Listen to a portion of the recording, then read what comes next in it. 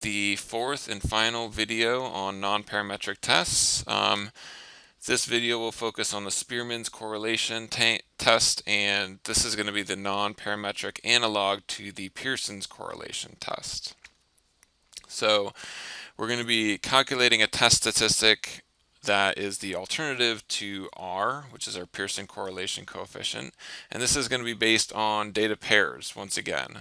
And there's no assumption about the shape of the distribution of our data, so we don't need to meet the assumption of a normal distribution. And our data can be measurements, they can be counts, or can be ordinal data. And similar to the Pearson's correlation, the Spearman's correlation coefficient can be between -1 and 1. The further away from 0, the stronger the correlation, and anything that's negative has a negative correlation. Anything positive, there's a positive correlation. Now, in order to calculate this correlation coefficient, we're going to use the following formula. Here we're using the sample size of our data pairs, and we're using the difference between ranks. So let's look through a couple examples to see how this works. So let's say that we're interested in determining if there's a correlation between rainfall and year in Texas. And our null hypothesis is that there's no correlation between rainfall and year, and we have a series of potential alternative hypotheses that would determine if we have a one-tailed test or a two-tailed test. So first we need to go and collect our data. So we go to the rainfall records and collect the total amount of rain that's fallen in these respective years. And we can plot our data, and we see that it looks like there's a relationship in that there has been a negative trend in rainfall as time has moved from 1985 to 2015. So the first step after plotting this data and getting our data is going to be to rank order our respective values, again with our smaller values receiving a rank of 1 and our highest values receiving the highest rank. We'll then also rank the rainfall, and similar to the Wilcoxon-signed rank test, we're then going to take the difference of these ranks. So we're going to subtract the ranks for year by the ranks for rainfall. And then we find the difference, and then for our respective formula we need to square these differences. So we calculate the differences here, we square them, and then we take the summation and input the respective values into our formula.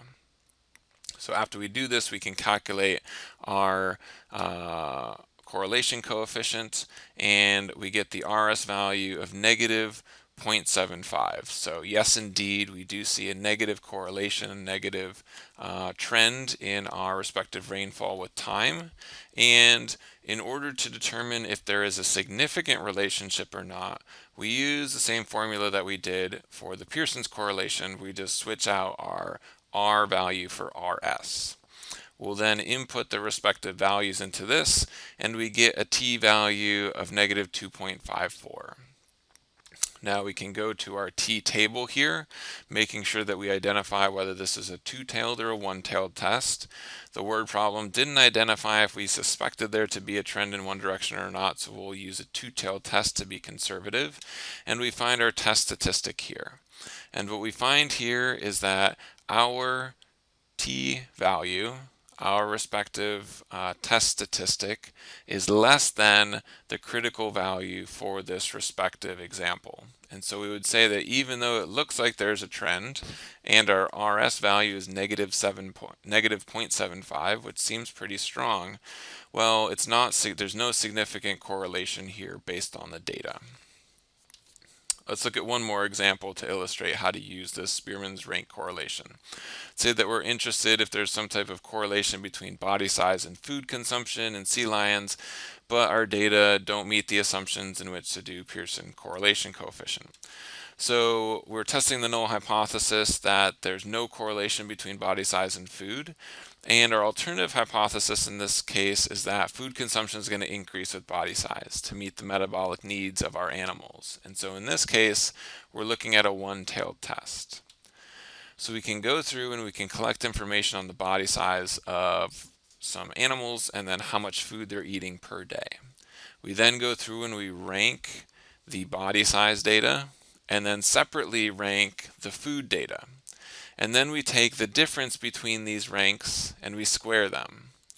Once we have these squared values, we'll take the summation of those squared values, we'll put in the respective values into the formula to get our Spearman's rank correlation coefficient.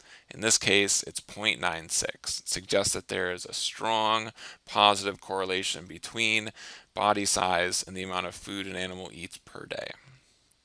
We then use our formula to calculate our test statistic of t, and we get a value of 10.813. We can then go to our t table, noting that this is a one-tailed test because we're only interested in that positive correlation, and we see that our critical value is exceeded by our test statistic. And so we can say that there is a significant relationship between body size and food, and that relationship is positive. So this is the end of our videos for our non-parametric tests. A couple important things that you should note is how to transform data when it's not normally distributed, in which to use parametric tests. You should be aware of the pros and cons of using a non-parametric test over a parametric test, and you should be able to conduct each of these non-parametric tests, calculate the test statistic, and determine if the null hypothesis should be rejected or not.